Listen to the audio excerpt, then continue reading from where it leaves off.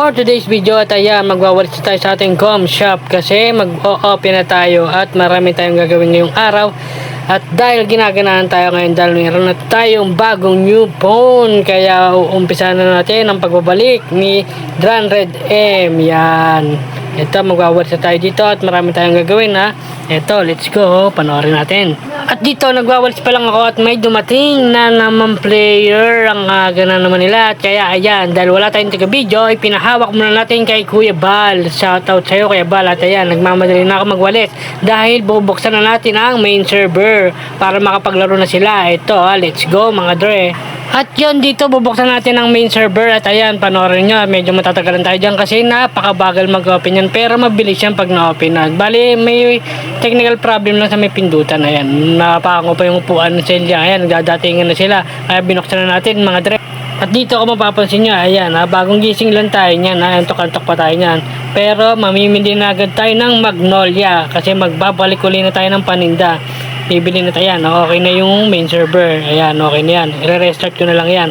Tapos mamimili na tayo ng Magnolia. Pupunta na tayo doon. Malamang sasama na naman si Cardo na pang-ura. Tingnan nyo yan. At yun, dito kukunin muna natin ang mga bote ng Magnolia para wala tayong deposit. Ayan, isang case yan. At ilalagay na natin dyan sa bag ni Eric Olivares. Para diretso na tayo sa rektahan ng bilihan ng Magnolia. Ito, let's go. Panoorin natin. Tingnan nyo kung gano'ng kukulit na naman si Cardo. At ayan, nauuna na naman sa akin at sasakay na tayo sa ating motor papunta doon sa bilihan ng Magnolia. Ayan, kasama yan si Cardo. Papatakbuhin lang natin ang patatakbuhin niya. Napakakulit kasi yan. Tingnan nyo.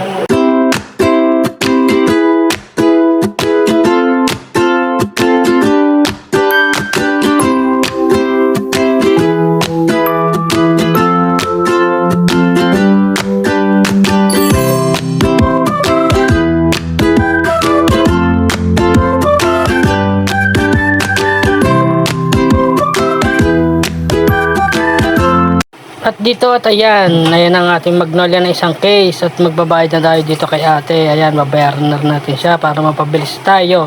At ilalagay na natin sa ating bag para makabalik na tayo at ilagay natin sa rep. Ayan. Ika nga ni Yalo, huwag kang mag-stay sa isang basket. Ayan, sa sideline lang tayo pero hindi natin pangalawang basket yan. Maghanap tayo ng pangalawang basket natin. At dito nakauwi na ako at ilalagay na natin sa ating rep para mapalamig na natin at mapabenta na natin kagad sa ating mga player. Ayan, lalagay na natin sa rep. At susunod, mamimili na tayo ng Pansit Canton. Dire-diretso na tayo.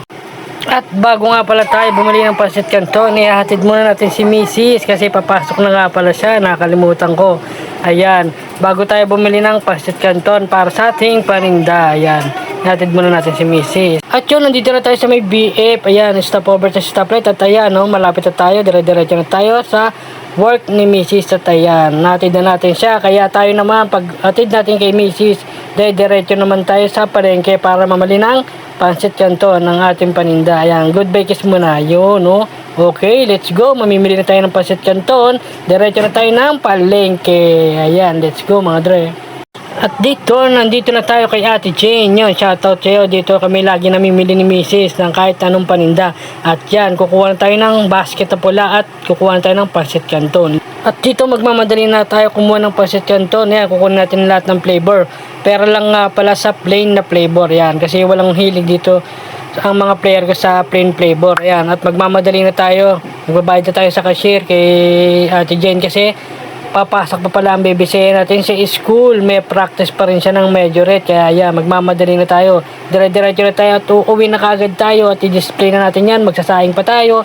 Magtapos natin magsaing, magluluto pa tayo ng chicken ng kanyang baon sa school, yung fried chicken. Yun, nakauwi na tayo sa bahay. Ayan, at itatabi na natin ang ating mga napamili. Like bigas, yan, tsaka yung Pansit Canton. Isasabit lang natin yan kasi maya may nabili yan. Ayan, mga player natin dyan. At ayan, magsasaing na tayo at dire-diretso na yan. Ihatid na natin si Baby Seiya. Baka malit pa kasi anong oras na. Nakalimutan ko, alas 12 pa lang pasok niya.